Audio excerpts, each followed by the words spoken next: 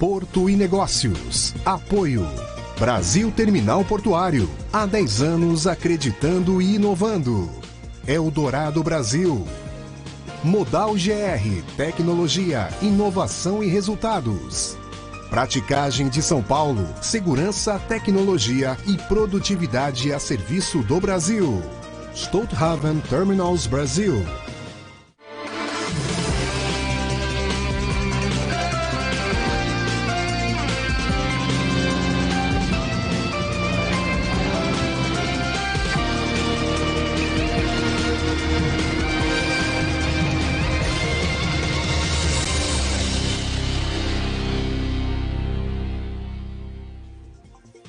Olá, a FIPS, Ferrovia Interna do Porto de Santos, é a nova cessionária responsável pela gestão da operação, manutenção e expansão da infraestrutura ferroviária que atende o Porto de Santos. A gestão começou no dia 1º de outubro deste ano e o contrato foi assinado em 2022 com o Ministério da Infraestrutura, hoje Ministério dos Transportes. A FIPS é uma parceria de empresas referência do modal ferroviário no país, Rumo, MRS e VLI, e chega para substituir a Portofer, empresa que administrava as vias do Porto. E é sobre a FIPS que iremos falar nesta edição do Porto e Negócios. Participam do programa Casimiro Técio, diretor de Assuntos Portuários do Sistema Santa Cecília de Comunicação. Técio, seja muito bem-vindo. Obrigada mais uma vez pela parceria. Obrigado, Nathalie, e obrigado aos nossos espectadores. E João Almeida, CEO da FIPS, da nova cessionária. João, seja muito bem-vindo. Muito obrigada pela participação. Obrigado, um prazer estar aqui com vocês hoje. João, para a gente começar, vamos explicar para os nossos telespectadores qual é o objetivo da FIPS e como esse objetivo impacta na questão da segurança dos operadores portuários. Então, Nathalie, vai além da segurança, né? Inicialmente, a gente tem uma série de investimentos obrigatórios, né, no novo contrato que foi assinado aí com o Ministério dos Portos. Entre esses novos investimentos existe uma série de passarelas que devem ser construídas, né? Isso com certeza vai trazer maior segurança para os pedestres que hoje têm que atravessar as passagens de níveis, né? E a gente vê aí ao longo da história aqui de Santos os vários acidentes que já aconteceram com atropelamento de pessoas, né? Com a instalação dessas passarelas, além da efetividade de maior segurança, os trens também poderão circular com maior velocidade e, com isso, mais volumes serão transportados, né, ao longo do tempo aqui em Santos. A gente está falando de aumento de eficiência e eliminação de conflito rodoferroviário, que a gente tinha muito também, né? No final do dia, para cada passagem em nível, como o João colocou, que você elimina com essas obras de infraestrutura, você aumenta a capacidade do giro da locomotiva com a posição ferroviária. Ou seja, de vez eu ir numa velocidade menor ou parar para você ter essa passagem, você consegue, para as mesmas 24 horas, para os mesmos 365 dias do ano, movimentar mais carga porque a locomotiva girou mais vezes dentro do viário. Ou seja, segregar é a palavra-chave da FIPS hoje. Por que o contrato da FIPS, Técio, é considerado tão inovador? A cada 2 anos, novos operadores, novos interessados podem participar dessa cessionária? A concepção lá atrás, quando a gente pensou no modelo, na modelagem do contrato, foi que, primeiro, né, qualquer operador ferroviário que acesse o porto poderia participar do rateio, pode e deve participar do rateio, não só dos investimentos dentro do viário, mas do custo operacional, na proporcionalidade que cada um carrega. Ou seja, se eu tenho uma empresa que ela transporta, ela movimenta 50% da carga no porto, como operador ferroviário, ela é responsável por 50% dos investimentos e dos custos operacionais. Essa lógica de entrar e sair a cada período é justamente as empresas assumirem responsabilidades com os investimentos nos últimos períodos. Ou seja, hipoteticamente, vamos considerar que alguém entre daqui 2 anos, daqui 2 anos e quer se eximir dos gastos que foram executados nos últimos 2. Não, isso mantém na conta, porque qualquer benefício que o sistema de manobras ele recebe dos investimentos dos últimos 2, dos últimos 3, dos últimos 4 anos, os próximos 2, os próximos 3, os próximos 4 anos, quem operar vai se beneficiar também. Sim. Então, a ideia era criar uma temporalidade de benefício versus o comprometimento do investimento. E lá atrás, quando se falou muito a questão da concessão, por exemplo, do canal ou da criação de um condomínio dentro do porto, o exemplo da FIPS foi tomado como muito exitoso. No entanto, a gente já falou aqui no Porto e Negócios que uma coisa é você trabalhar com operadores que têm o mesmo propósito, esse é o caso da FIPS, outra coisa é trabalhar com um porto multipropósito, como naquela época nós conversávamos. O fato da gente reunir os operadores que são especialistas nesse segmento, são experts, garante, amplia a possibilidade da competitividade e do ganho de eficiência? Primeiro, por que a FIPS, o modelo da FIPS é bem diferente desse modelo condominial. A FIPS você tem só operadores ferroviários trabalhando dentro como sócios, né? Então, primeiro você tem os propósitos são comuns. Isso, eles são especialistas no modal ferroviário. Segundo que cada operador que está dentro da FIPS como sócio, ele tem as suas margens contratuais no longo curso, ou seja, quando você puxa uma carga de Rondonópolis para Santos, é onde a Rumo tem a margem dela. Quando uma MRS puxa a celulose da Suzano lá para a Deep World, é nesse trecho que ela vai ter a margem. A gente não pode carregar o contrato da manutenção das manobras dentro do porto para que cada operador tenha um upside de faturamento, de receita, né?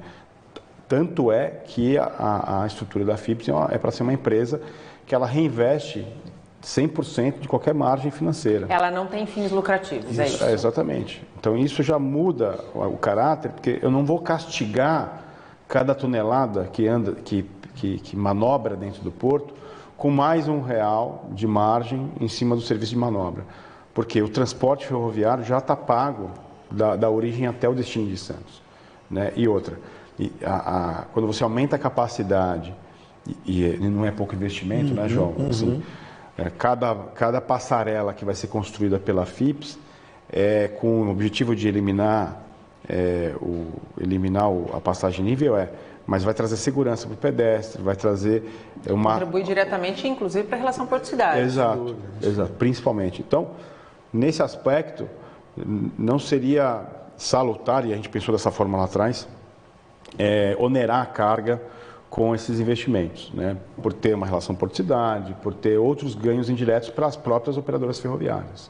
João, a gente disse no começo do programa que o contrato foi firmado em 2022, mas passou a operar efetivamente um pouco mais de um ano depois. Esse período de transição foi importante por qual sentido?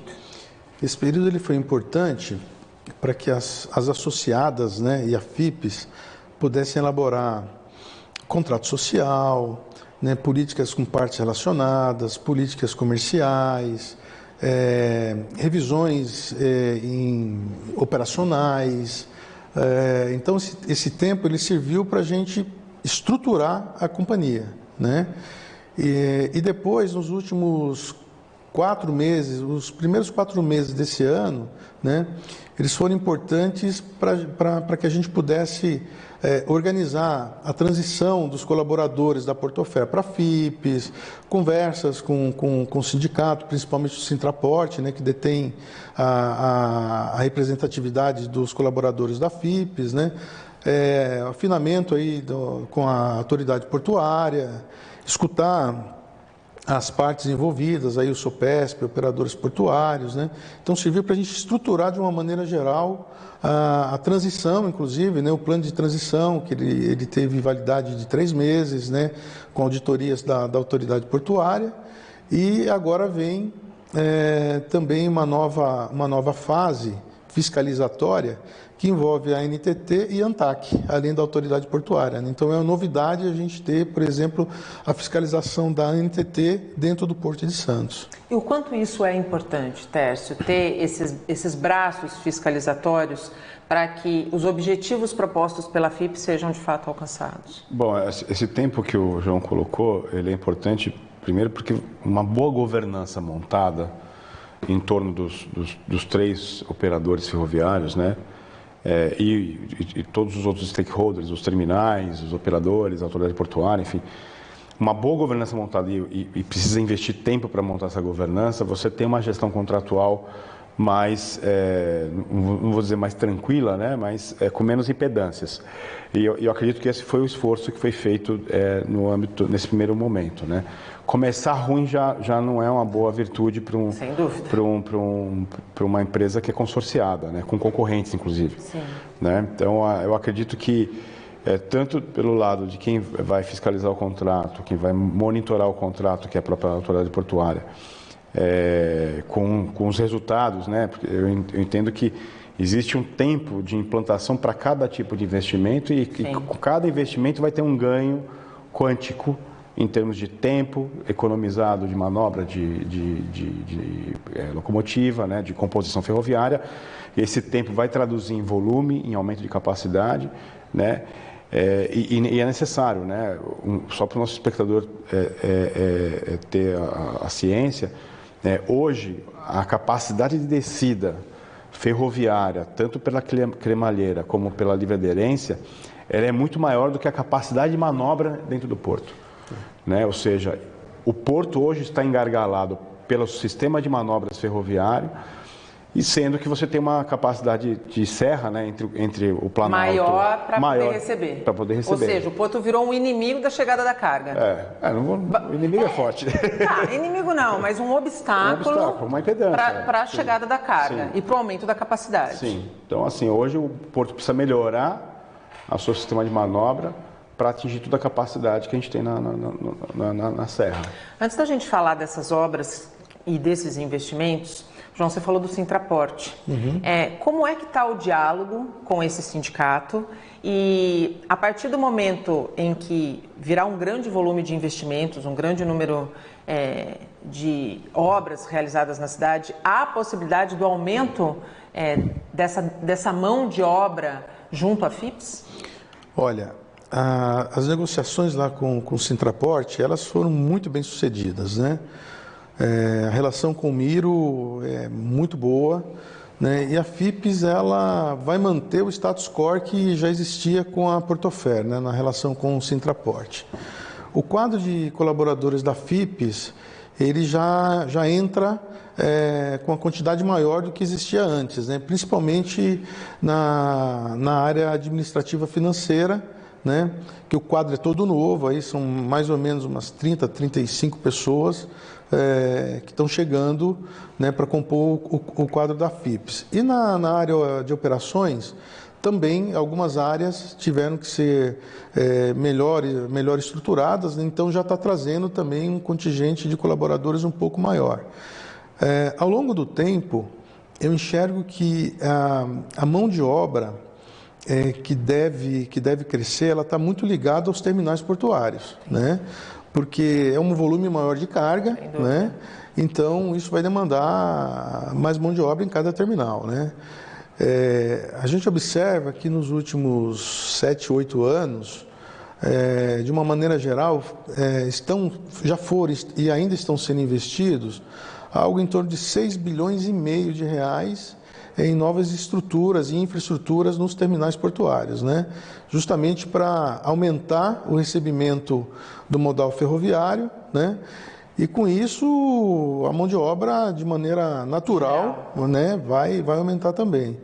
E fora isso, né, tem uma outra coisa que envolve também diretamente a questão da relação porto-cidade, que é mais volume de carga sendo movimentado nos terminais, no Porto de Santos, mais imposto sendo gerado para as prefeituras, né? Exatamente. Então isso acaba desencadeando aí E é um incremento de carga que está fora do pneu. É isso. Então, isso é um ponto importante que o João colocou. e é importante a gente comungar a FIPS, né, o aumento da capacidade ferroviária, com a clusterização do PDZ. Sim. Né? Então, quando você tem da metade da perimetral, né, falando de margem direita, para frente, praticamente terminais que operam puramente, não puramente porque você tem um residual ainda de caminhão, mas predominantemente o ferroviário, seja a celulose, no cluster de celulose, seja o granel, no corredor de exportação, e aumentando justamente essa capacidade ferroviária, então você libera praticamente a perimetral na margem direita do canal 4 para frente para uso urbano. Né? Então, quando eu digo residual, é porque o corredor de exportação trabalha, quando você tem pico de safra, sim, você vai trabalhar, obviamente, com caminhão, tem um residual de caminhão. Mas o aumento da eficiência da FIPS, ofertando capacidade ferroviária para esses terminais que são ferro intensivo, colabora com o porto, colabora com a exportação, como o João colocou, aumento ISS, né, na veia da prefeitura. Tudo isso são benefícios aí indiretos que a cidade ganha. A gente faz um rápido intervalo e volta já, não saia daí.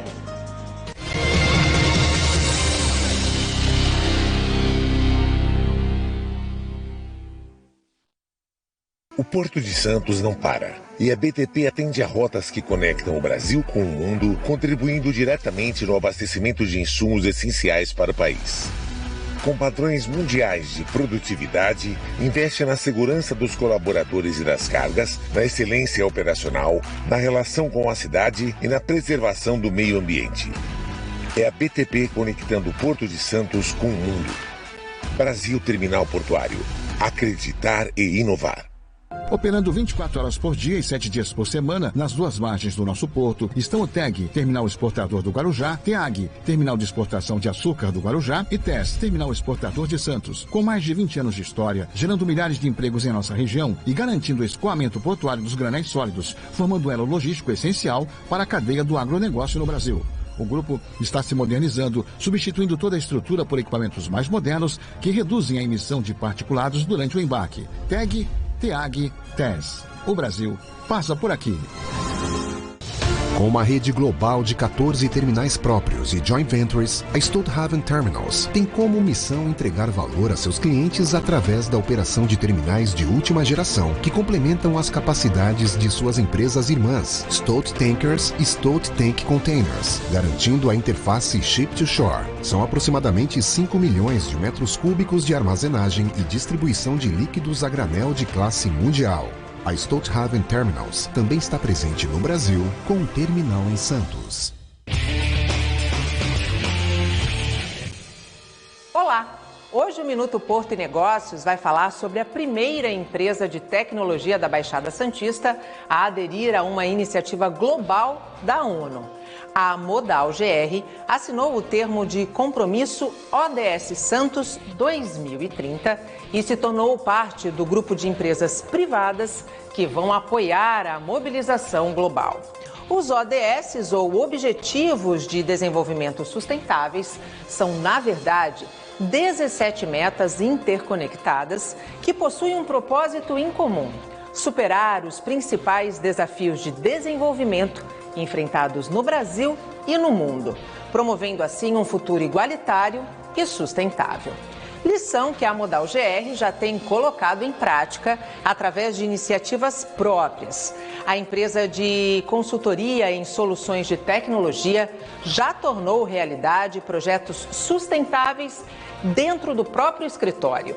Uso de energia solar, coleta correta de lixo, uso de copos biodegradáveis e de bicicletas disponibilizadas aos colaboradores. Compromisso firmado com a sociedade e com o meio ambiente, fazendo da sustentabilidade parte da própria cultura corporativa. Este foi o nosso Minuto Porto e Negócios. Até a próxima. Tchau! Apoio Modal GR, tecnologia, inovação e resultados. O Porto de Santos fez a cidade ser reconhecida no mundo todo, ao lado de ícones como Pelé. O café o Jardim das Praias. A praticagem de São Paulo tem orgulho de pertencer a esse universo que alavanca o desenvolvimento do país. Os práticos manobram os navios com experiência e tecnologia para garantir a segurança e contribuir para a eficiência de um porto que não pode parar.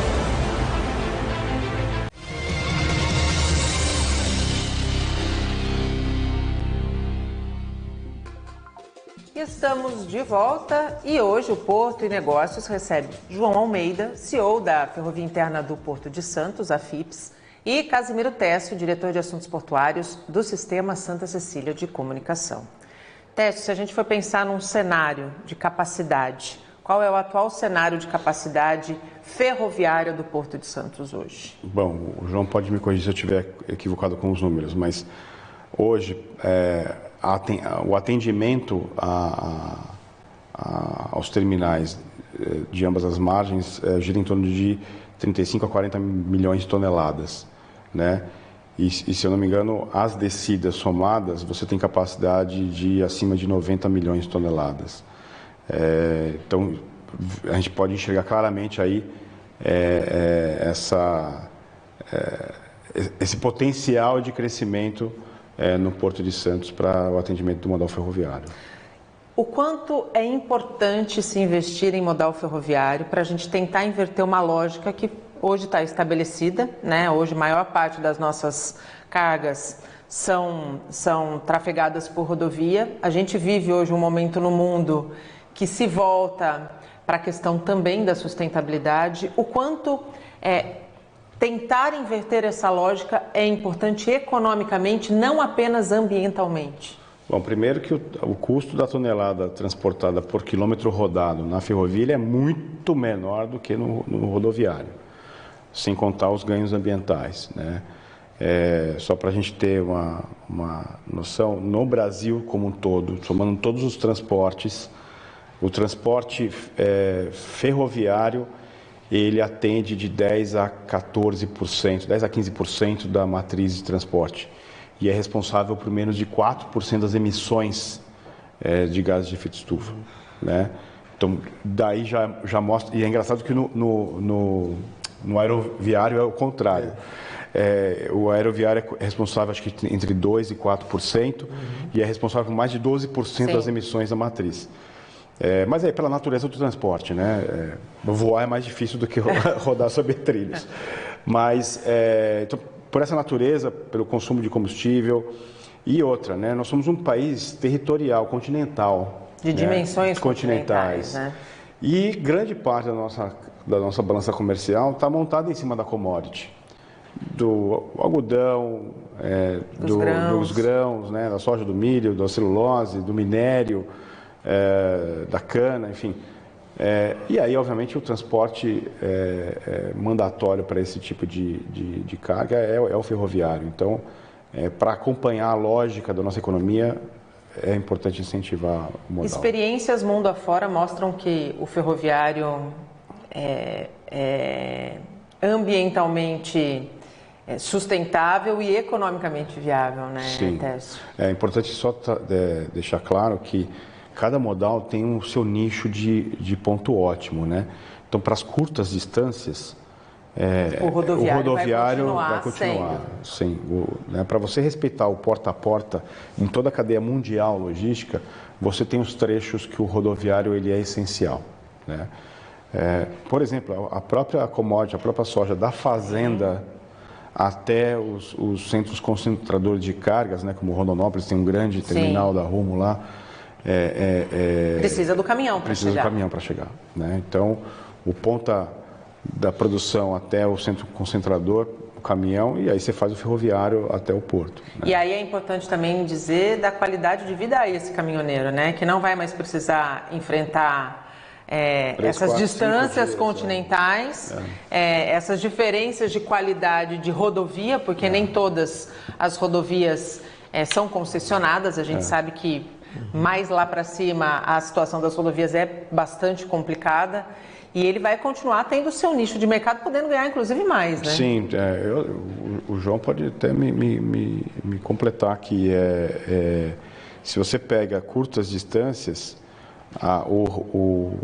o real no bolso do caminhoneiro por quilômetro rodado ele é maior do que em longuíssimas distâncias. Né? Então, sem contar os custos que existem de seguro, enfim, dependendo da tipologia de carga. Né? Assim, aparentemente parece que o frete absoluto ele é maior, obviamente, quanto maior a distância. Só que a margem do contrato ela é melhor quando é curtas distâncias. Né? Então... João, falamos das passarelas, né, que vão impactar diretamente na relação porto-cidade, mas existem outras obras que são de responsabilidade da FIPES. De quanto de investimento a gente está falando? Quais obras são essas e se já tem um cronograma estabelecido? Olha, lá no contrato, o valor estimado era de 900 milhões arredondando, né? Só que de lá para cá a gente teve a inflação, aumento de aço, uma série de coisas, né? Isso dispararam, né? Então a gente estima que hoje esse valor seja no mínimo o dobro do que está lá no contrato inicial, tá? Então a gente possui lá vários investimentos super importantes, né? Além das passarelas, temos viadutos, própria melhoria no sistema ferroviário, na malha ferroviária interna, né? E o cronograma disso, a gente vai atender aquilo que está no contrato. Então, a gente vai seguir exatamente o que está no contrato. A gente tem até agora, o final desse mês, para apresentar à autoridade portuária o cronograma físico e financeiro. Então, nesse momento, a gente está trabalhando nisso, tá? Agora, não só as obras da FIPES que tem relevância, né? A gente conseguiu uma vitória muito grande junto à MRS, né, num trabalho colaborativo, que as obras da ferradura, que são de responsabilidade da MRS, que a MRS vai construir vários pátios de manobras, né, principalmente para atender a margem esquerda do porto, tá? E isso vai elevar significativamente as operações na margem esquerda, né? A gente tem um terminal lá no Guarujá, que recentemente agora eles terminaram de construir uma pera ferroviária sobre o mar, a exemplo daquilo que foi feito lá na DP World, né? que representa mais ou menos uns 300 vagões a mais por dia em descarga. Tá?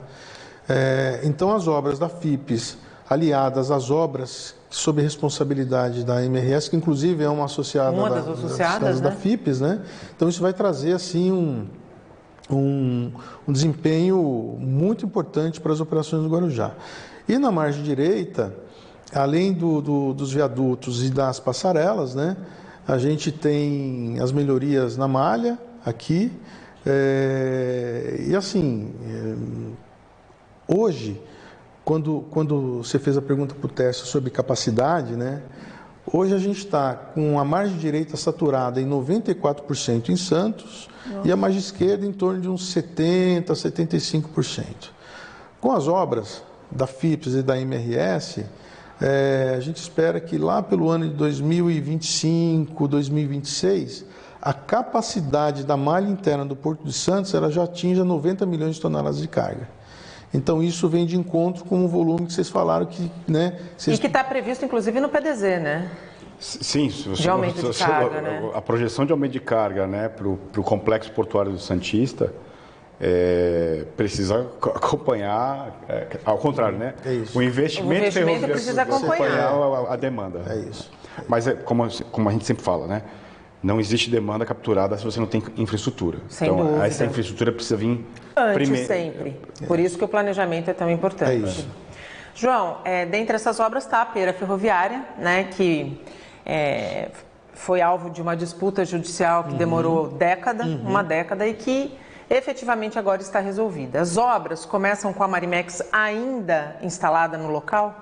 Sim, as obras começam com a Marimex instalada no local. Essas obras começam no mês de novembro. Nesse momento a gente já está montando o canteiro de obras, né, instalando a empreiteira. A gente vai começar as obras ali por um pontilhão na região de Outeiros. E, na sequência, toda a obra vai ser faseada, terminando no primeiro semestre de 2025. Mas estamos alinhados com a Marimex, com a autoridade portuária, né, de fazer as obras com a Marimex ainda dentro da área atual. Técio, qual que é a importância da pera ferroviária? Bom, a gente começou falando no primeiro bloco sobre o quanto essa vitória foi importante, né? Que do canal 4 para frente você tem terminais preponderantemente ferroviários, né, ferrointensivos. E a pera fica justamente nesse trecho. Então, a pera tem a funcionalidade, primeiro, de melhorar a capacidade de manobra para ofertar as composições até o corredor de exportação e o cluster de celulose. E somado a isso, a gente não pode esquecer que na região onde tem a pera, nós temos ali a Hidrovia do Brasil, que é um terminal importante de fertilizante, que a gente precisa garantir investimento e políticas públicas para o retorno do fertilizante na composição ferroviária. Tudo bem que ele não ocupa 100% da composição, por uma questão de capacidade de carregamento na subida da serra, mas podemos pegar o exemplo aqui do TGG do Termag, né? Que talvez seja a dobradinha de terminais que tem o melhor desempenho de expo, grão, impo, fertilizante e ferro intensivo, ambas as operações. Né? Dá para fazer. Dá para fazer. Né? Aliás, é até engraçado dizer, porque existe esse caso do TGG do Termag, foi interessante, porque ele, no primeiro momento, esses terminais estavam alocados na margem direita. Sim. E na margem direita não tinha espaço para alocação da pera. Né? Então, esse contrato foi para a margem esquerda, porque é onde de fato tinha espaço para a alocação de uma pera. Então, mais do que importante, essa pera da Marimex vai ser praticamente a única pera, né? Acho que talvez tem capacidade de ter uma outra pera na região do Sabuó, mas com ângulos de radiocurvatura muito mais agressivos, né? Isso não é bom para uma composição ferroviária. O João sabe disso. Então, quanto maior a composição, maior é o raio de curvatura que você tem que ter para poder fazer esse giro da composição. E aí é um divisor de águas, né? Porque você garante uma pera na margem direita, melhora as capacidades ferroviárias na margem direita e tira caminhão da margem direita. Quando a gente fala do cluster de celulose, hoje nós temos efetivamente os 3 terminais instalados. Quais são os desafios que precisam ser vencidos para que esses terminais possam ser efetivamente competitivos? Não, assim, eu acho que a própria concepção do cluster já é uma concepção de ter terminais competitivos, né? Então, a importância do ferro para essa competitividade. Exato. São 3 terminais que recebem composições ferroviárias internamente nos seus armazéns. O descarregamento ele pode se dar tanto por empilhadeira ou por ponte rolante. Já houveram mudanças de projeto, vão ser pontes rolantes, o sistema de descarregamento dos trens. Então você aumenta essa velocidade de descarregamento ferroviário compatível com a capacidade estática de armazenagem, né, do galpão, compatível com a prancha, ou seja, com a capacidade de carregamento dos navios. E isso acontece concomitantemente. Sim, porque as operações, o buffer, que é a capacidade estática, ele é justamente montado dentro do terminal para isso, né? Para que eu mantenha um ritmo de descarga ferroviária, um ritmo de carregamento de navio e não comprometa a capacidade anual daquele terminal. Isso é um ponto muito importante. O terminal ele precisa estar num ritmo de expedição de carga compatível com o seu ritmo de produção lá na retroárea, lá cada fábrica no seu espaço. Não adianta ele ter capacidade de produção e não ter capacidade de escoamento. Eu estou engargalando o sistema logístico, né? Então, o terminal tem que ser desenhado para atender o pico de uma operação no mês, por exemplo. Né? Cada terminal ele é dimensionado. Quando a gente fala de capacidade, a gente faz o corte entre a capacidade nominal do terminal, ou seja, capacidade teórica, para a prática. Né? No terminal de container, a gente fala de 80%. Então, 80% do teórico é o meu pico operacional. Quando eu passo desse pico operacional, eu já começo a degradar os indicadores de qualidade da operação. Segurança, entrega e assim por diante. A mesma coisa na celulose, a mesma coisa no grão. Né? E o João teve uma carreira inteira no grão. É claro isso, se eu não tiver uma capacidade estática para fazer um navio em 30 horas, eu tenho uma operação comprometida. E a FIPS entra com o propósito de contribuir com toda essa logística. Sim, sem dúvida, porque o que faz, né, qualquer projeto operacional num terminal portuário ser vencedor, né?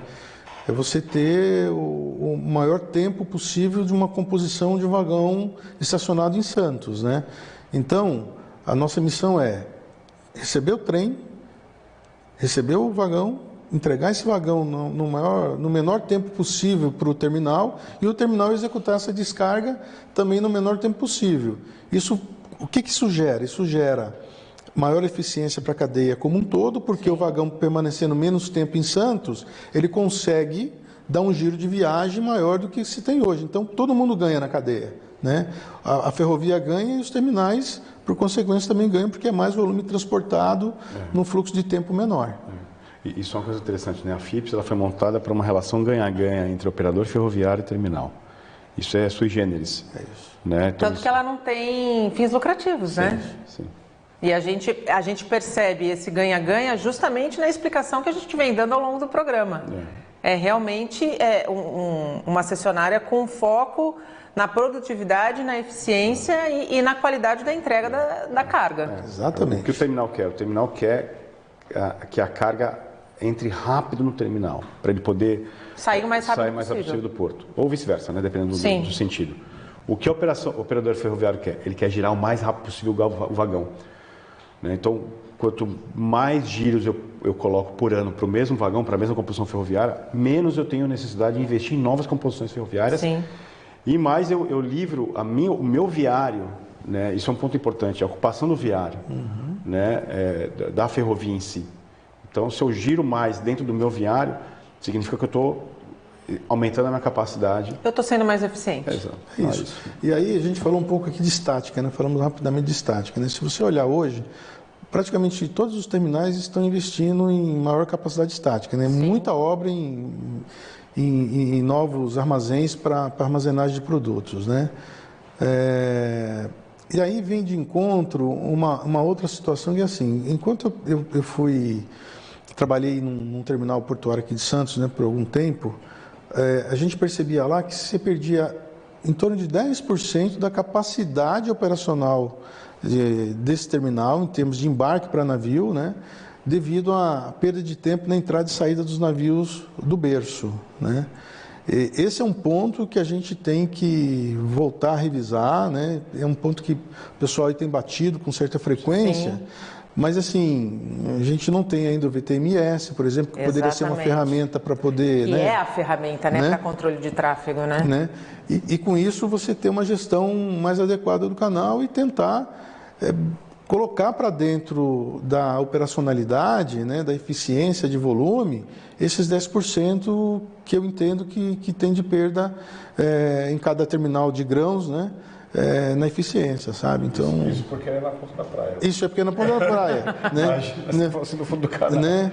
Mas é assim, o fato, Tércio, é que ou na ponta da praia ou lá no fundo do canal... Precisa ter a mesma eficiência. E isso é um ponto importante, porque a FIPS vai fazer uma carteira de investimentos para melhorar o acesso terrestre. Se você não faz o investimento no canal, esse investimento morre. Exatamente. A gente faz mais um rápido intervalo e volta para a última etapa do Porto e Negócios. Não saia daí, até já.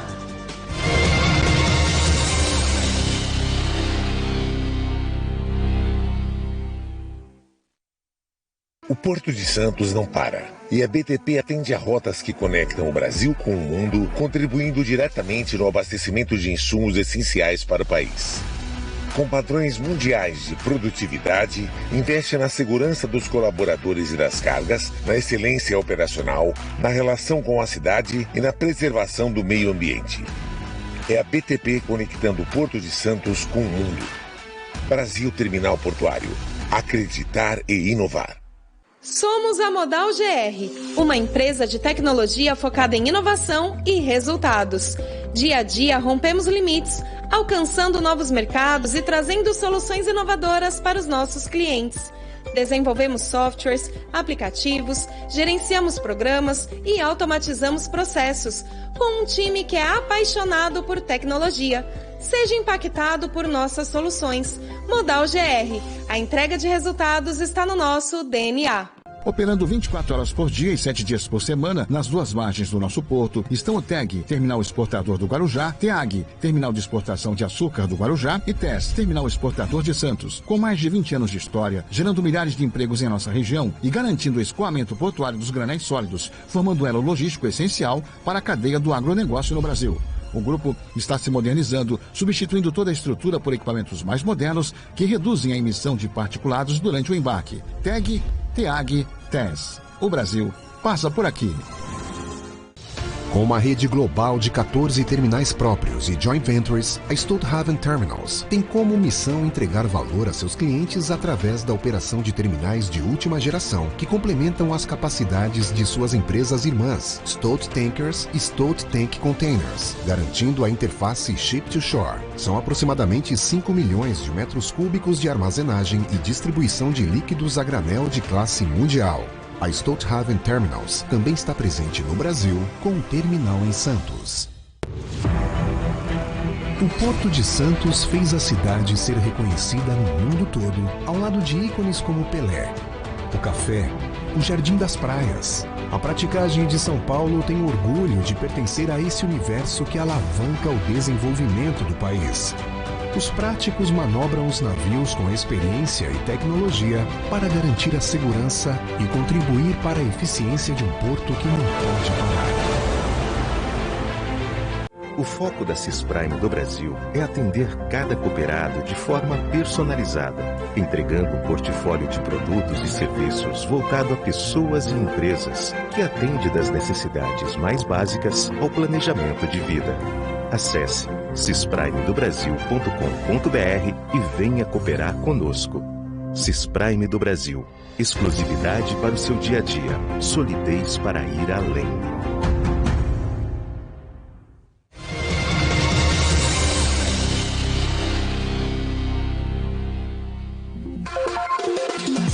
Estamos de volta e abrimos esta última etapa com o Momento Árbitra e Angelino Caputo. Momento Árbitra. Olá, pessoal. Vocês sabiam que os recintos alfandegados brasileiros, os mais importantes deles associados da Arbitrar, passam no momento por uma importante reflexão sobre qual posicionamento estratégico deverão assumir no futuro e como modernizar e diversificar seus modelos de negócio? Você vem acompanhando aqui no Momento Arbitrar do programa Porto e Negócios que a facilitação do comércio é uma conquista que chegou para ficar. Do ponto de vista dos donos das cargas, espera-se um tempo cada vez menor na passagem das cargas pelos portos, aeroportos e pontos de fronteira. Na verdade, espera-se mesmo que essas cargas nem precisem ficar armazenadas nessas áreas, para fins de controle aduaneiro, já sendo liberadas pela Receita Federal e outros órgãos anuentes, mesmo durante a viagem, os já conhecidos despacho sobre águas e despacho sobre nuvens. É claro que nem todas as cargas passarão assim. Sempre haverá cargas que precisam ser separadas após a retirada dos contêineres, cargas que precisam ficar armazenadas nos recintos alfandegados, por conveniência logística de seus proprietários ou porque seus representantes legais precisam de mais tempo para quitar os impostos. Atentos a essas mudanças, os recintos alfandegados se preparam para prestarem novos serviços que agreguem mais valor aos seus clientes. Velocidade na liberação das cargas é um novo requisito de importadores e exportadores. E os recintos que se mostrarem mais eficientes nesse quesito já saem na frente. Além disso, tratamentos personalizados como instalações que agreguem valor à própria carga são bem-vindos. Isso inclui reembalagem, controle de temperatura, entre outras atividades classificadas como acessórias ao alfandegamento e que agora começam a ganhar mais destaque. Nessa linha, a atividade industrial associada ao regime de entreposto aduaneiro também merece destaque. Embora normatizada desde 2002 pela Instrução Normativa número 241 da então Secretaria da Receita Federal, na prática não se observa ainda a exploração intensiva dessa atividade. O regime de entreposto aduaneiro permite que as cargas de importação possam ficar armazenadas por até 1 ano em áreas alfandegadas sem o pagamento dos impostos. A norma permite que essas cargas, que muitas vezes são insumos para a indústria, possam ser trabalhadas dentro dessas áreas alfandegadas, mantendo a suspensão dos impostos. Assim, a atividade de entreposto industrial portuário é uma boa oportunidade para melhorar o aproveitamento dos armazéns alfandegados, que podem se transformar em verdadeiras unidades fabris para seus clientes, realizando pequenas montagens, como, por exemplo, a junção de vários componentes, inclusive partes de fabricação nacional, a colocação de um manual de operação em português, a colocação de um pino de tomada padrão brasileiro e assim por diante. Outra oportunidade futura para os recintos alfandegados advém da própria evolução normativa. Antigamente, até por questões de segurança aduaneira, as áreas alfandegadas só poderiam armazenar produtos ainda não nacionalizados. Agora, com o advento de novas tecnologias e sistemas bem mais inteligentes, a Receita Federal admite que os recintos alfandegados armazenem cargas a nacionalizar, cargas nacionalizadas e cargas nacionais, podendo inclusive funcionarem como centros de distribuição de produtos fabricados no Brasil, na região onde estão implantados. Tudo isso mostra o dinamismo dos processos logísticos e a Arbitrar, sempre atenta a essas oportunidades, tem apresentado e testado diversas dessas soluções em conjunto com suas associadas. Momento Arbitrar. Obrigada, Caputo. E a gente volta com os nossos convidados. Participam do Porto e Negócios, João Almeida, CEO da Ferrovia Interna do Porto de Santos, a FIPES, e Casimiro Técio, diretor de Assuntos Portuários do Sistema Santa Cecília de Comunicação. Técio, eu quero pegar o gancho do último ponto que nós debatemos no bloco anterior para falar da necessidade urgente de se decidir qual é a modelagem para o canal do Porto de Santos. Se não se decidir isso rápido, a gente vai perder o investimento feito. Concorda? Eu digo que não é que a gente perde investimento, mas a gente deixa de usufruir do investimento acompanhando aquela curva de projeção de demanda que o complexo portuário tem. A gente coloca um obstáculo para o crescimento do próprio porto. Isso. Então, não adianta só, o que a gente falou no segundo bloco, né? Não adianta só fazer um investimento no acesso terrestre, né? E colocamos esse investimento também, a terceira descida, né? Quando a gente fala de rodo, né? E ferro também, inclusive, se a gente não melhorar a gestão do canal, ou seja, ampliar a capacidade, aprofundar para 17 metros, você ter o investimento do mole, né? Existe uma necessidade de proteger a dragagem da boca do canal, tendo um mole acompanhando a abertura do canal na saída do porto. Enfim, são investimentos que podem ser colocados na responsabilidade de uma concessionária que vão garantir os postos Panamax, vão garantir a não competição entre um Baby Cape, né? Só para o nosso espectador entender. Vai chegar um momento que as classes de navios para graneleiros, já existe isso, já tem navio Baby Cape sendo operado para exportação de soja e milho, né? São navios que competem em profundidade, em calado, com os navios conteneiros. E aí, na gestão do canal, quem é que atraca primeiro? O navio conteneiro ou o navio graneleiro? Quem sai primeiro do canal? Então, as escolhas de Sofia, como você gosta de dizer. As escolhas de Sofia. Então, para você não ser obrigado a fazer essa escolha de Sofia, precisa aprofundar o canal. Urgente. João, uma das contrapartidas do contrato firmado entre a FIPES e a APS seria a construção de um segundo viaduto no bairro da Lemoa. Essa obra inicialmente estava orçada em 200 milhões, hoje a previsão dessa obra é de 400 milhões. Há uma conversa com o governo do estado de se trocar esta obra, ao invés do viaduto, né, para a construção de uma nova rodovia. Seria essa a nova ligação Planalto-Baixada? Não. O governo do estado, ele vem conversando conosco para a gente checar a possibilidade da troca desse investimento. Porque, na verdade, ali na entrada da cidade, não é apenas um viaduto, né? Ele é um complexo de viadutos que um deles é para a eliminação da passagem de nível ali da Rua Cristiano Ottoni, que hoje talvez seja o maior gargalo da margem direita, né? Um conflito porto-cidade gigantesco. Então ali a gente tem que construir um binário de viadutos para eliminar essa passagem de nível. Então essa é uma obra. E a outra obra é o viaduto propriamente dito da segunda entrada do Porto de Santos, né? Então a gente tem que separar as coisas, tá? Porque quando saiu o contrato, as audiências públicas, né? Colocaram tudo no mesmo pacote, e não é. Então a gente tem que separar as coisas, tá? Então, a gente está escutando o governo do Estado e eu assim, estou vendo com bons olhos a possibilidade da gente, eventualmente, fazer um rearranjo, tá?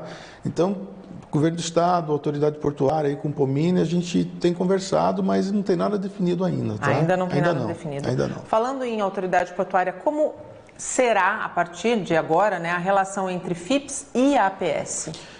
Olha, a própria Portofer, ela sempre teve uma boa relação com a autoridade portuária, né? E com o Pomini aí, a gente alavancou esses laços aí, né? Então a gente tem um presidente da autoridade portuária hoje que é um cara centrado, entende bastante das necessidades, né? Apesar de não ser um expert da área, né? Mas o fato dele ser um jurista, né? Um advogado, isso talvez esteja contando a favor, né? Porque ele não tem lá, né, eventualmente um vício ou outro, né, um lado ou outro, né? Ele está enxergando a coisa com imparcialidade, de maneira geral, sabe? Então a gente tem recebido muito apoio do Pomini, da diretoria da autoridade portuária, e as coisas estão fluindo muito bem, viu? E é importantíssimo esse diálogo equilibrado, né, para que as coisas fluam, né, Tércio? É essencial, né? Uma autoridade portuária tem que enxergar quais são quais são os caminhos críticos, né, para se viabilizar os projetos. Então, aqui no caso da FIPS, né, a gente construiu o modelo lá atrás. Naquela época, qual que era a necessidade? A carteira de investimento. Sim. Hoje se viabilizou com um contrato, né? O que precisa fazer agora? A gestão desse contrato, né? E, obviamente, como eu coloquei no primeiro bloco, governança é o primeiro ponto, né? É essencial. Precisa ser o primeiro ponto sempre, né? Sim. E você tendo essa governança e esse diálogo entre a autoridade portuária e o concessionário, né, a FIPS não deixa de ser um concessionário, sim, é fundamental para que atinja os resultados, né? E quando a gente tem uma cessionária no perfil da FIPS, a gente não tem as amarras do poder público, a gente tem investimentos mais rápidos, exato, né, Tércio? São privados investindo, obviamente existe uma governança interna de contratação, só que com certeza, MRS, VLI e Rumo, as três empresas já têm uma carteira de fornecedores de empreiteiras ferroviárias, prestadores de serviços especializados nesse tema. Então é muito mais fácil, obviamente, a contratação e a implantação dos projetos. Vocês acreditam que o processo de licenciamento ambiental do IBAMA, que é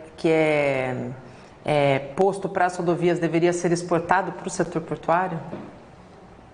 Então, é que a rodovia é um bicho mais simples de licenciar, tá? Por quê?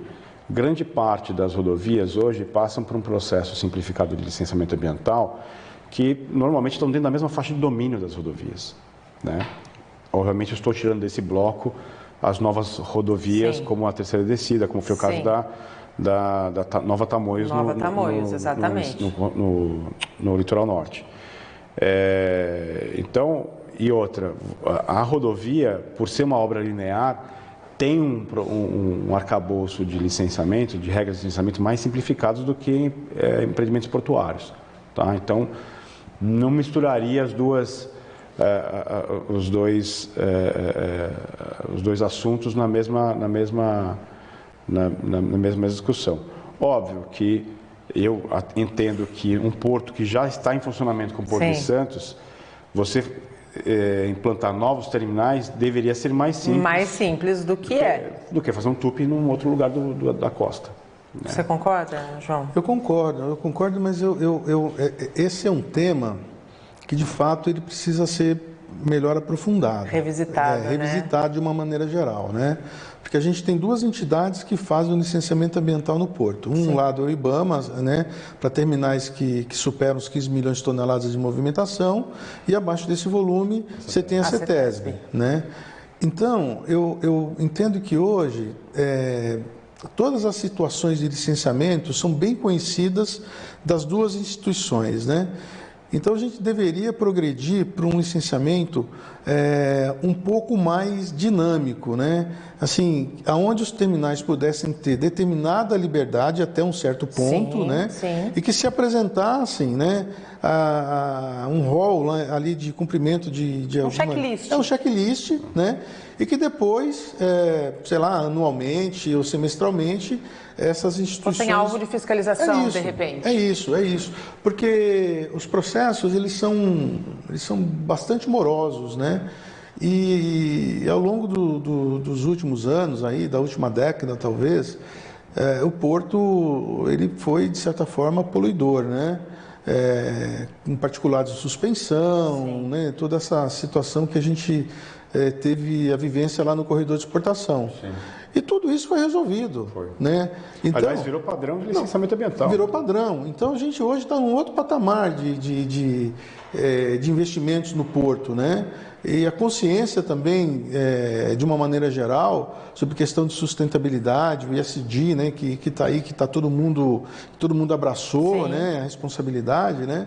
Então, acho que isso, como você falou, deveria ser revisitado para trazer um pouco mais de agilidade... Celeridade, que vai acabar resultando em eficiência. Eficiência, porque você vai conseguir fazer um investimento no menor tempo e começar a usufruir daquilo mais rápido, né? Isso tem um programa inteiro. Eu sei. Por isso que eu resolvi terminar com ele, para a gente deixar o telespectador com gostinho de quero mais, para que em breve a gente consiga debater sobre isso, porque de fato é um tema que precisa ser reconsiderado, ser revisto, para que também se torne uma relação de ganha-ganha. Claro. O Porto e Negócios de hoje fica por aqui. João, muito obrigada pela disponibilidade de estar conosco. Sucesso à frente aí da Ferrovia Interna do Porto de Santos, um projeto que surgiu ainda na sua gestão, que foi muito aguardado pelos operadores portuários e também, por que não, pela cidade, porque um porto sem cidade não é um porto e uma cidade sem porto não se faz um município. A gente está aqui trabalhando sempre por essa relação harmoniosa que precisa existir, porque no final todo mundo sai ganhando. Obrigada, viu, João? Por nada, muito obrigado pelo convite e estamos à disposição. Técio, obrigada mais uma vez. Eu que agradeço, João, ter aceito o nosso convite e a você que está em casa assistindo a gente. A gente volta a se encontrar com um programa inédito na próxima quinta-feira, às 8 horas da noite. Até lá. Tchau.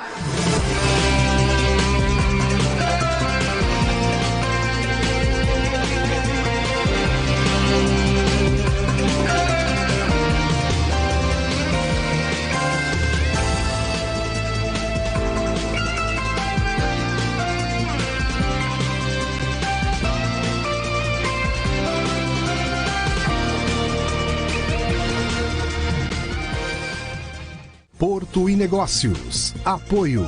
Brasil Terminal Portuário. Há 10 anos acreditando e inovando.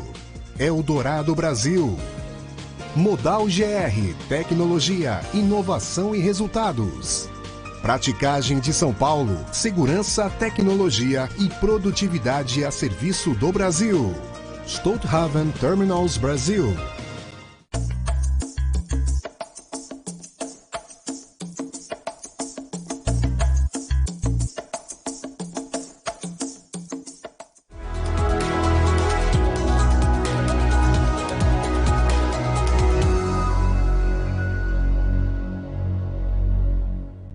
Olá, está começando mais um Conexão em Negócios, esse programa que eu sempre recebo aqui empresários e empresárias com histórias inspiradoras e de sucesso aqui da região da Baixada Santista. Já estou sentada aqui com o meu primeiro convidado deste programa, o Renato, seja bem-vindo. Muito obrigado pela oportunidade, é uma satisfação muito grande estar aqui hoje. Renato, antes da gente começar a falar da Mútua, queria saber um pouquinho da sua história. Quem é o Renato? Você é engenheiro? Como é que começou tudo isso? Pois não, Sou formado em engenharia elétrica, né? Sou engenheiro eletricista, formado em Americana. Tenho uma trajetória aí depois de um mestrado na Unicamp, na área de planejamento energético, e depois uma pós-graduação pelo próprio sistema Confea-CREA, com pós-graduação em empreendedorismo.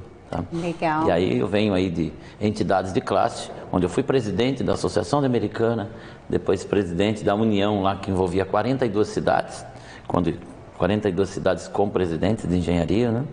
E depois presidente, coordenador estadual também. E aí depois que venho, né, essa trajetória aí buscando aí trazer cada vez mais para os profissionais.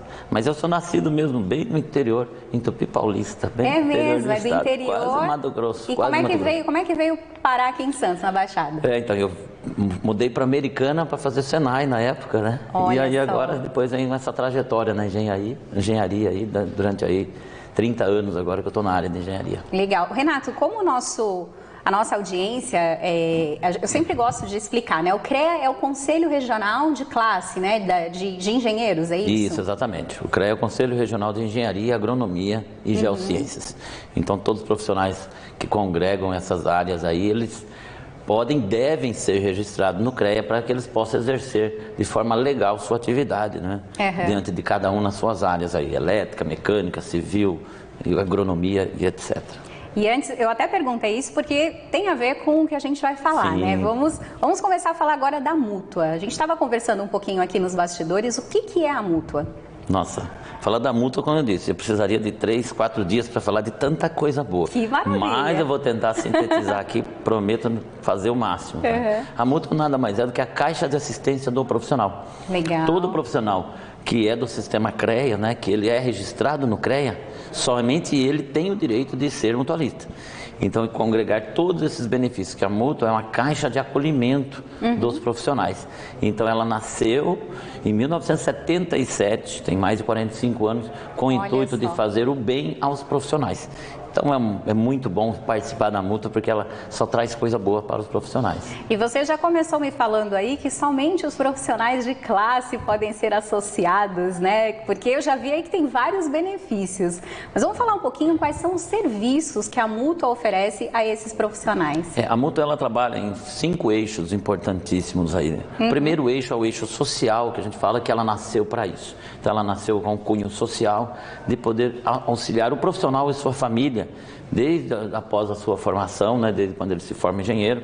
A partir daí ele pode ser mutualista. A partir do dia que ele pega a carteirinha do CREA, ele tem o direito, né, de ser mutualista. E se ele quiser ser feliz a vida toda, vai ter que ser mutualista mesmo, porque tudo de bom a